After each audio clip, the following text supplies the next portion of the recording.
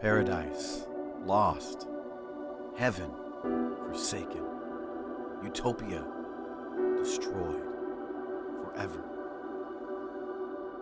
Like an innocent child, we had been running through this world with arms and hearts wide open. But like a prodigal, we took the most precious gift ever bestowed upon God's creation and wasted it with a vengeance. We traded our truest sense of self for a glowing deception, a lie wrapped in gold, fool's gold. We substituted God's way with our own way. We had innocence, and we marred it with selfishness and lying. We had purity, and we drug it through the muck of lust and indulgence. We had humility, and we pierced it through with arrogance and pride. And with every selfish choice, every sinful decision, we covered ourselves up more. With every indulgent disobedience, we were unknowingly throwing the soil of sickness and sadness upon ourselves. With the serpent's body twisted around the handle, we plunged our spade into this world's worldliness and shoveled its dirt and grime on top of ourselves. Desperately digging for the love we lost, we thrust the shovel into sin again and again and again, and we never saw it coming. We never realized the reality of the hole we were excavating until it was too late. In our vain attempts to save ourselves from the hell of our own making, we had dug our own grave, and now we had to lie in it. Suffocated by a heap of selfish choices made by a broken heart. And there was no sound of celebration, no song of victory, only silence.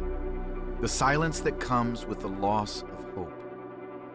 And so the world lay in sin and sorrow. Death had taken its toll. Is there anyone who could help us?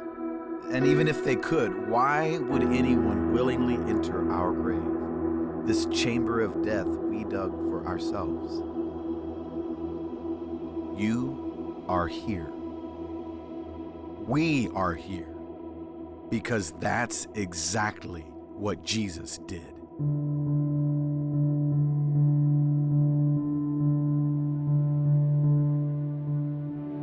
There in the darkness, the Creator and His Son put their plan into action. He was going to put all our wrong on Jesus so that we could be put right with God. Though He never once made a sinful decision, never once chose the mire of deception over intimacy with His Father, He made the choice to enter our grave. So He picked up a wooden cross, and in so doing, the righteous one picked up the cursed dirt of sin and shoveled it upon Himself. He allowed Himself to be covered in the filth of sin and selfishness. The light of the world clawed His way into our darkness. He took our punishment, our judgment, and He took His last breath. And He died our death. And night fell on the grave.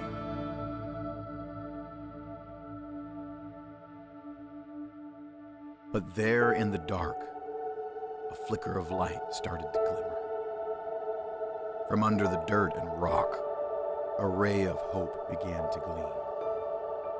Under the surface of death, life was at work. There was a stirring under the ground. And then, at the darkest moment, a shaft of light broke through. The Son of God overcame death and sin. Breath filled His lungs. Strength pervaded His body. Life permeated His being. And He rose out of the ground, the dirt falling away as He shone in glorious splendor.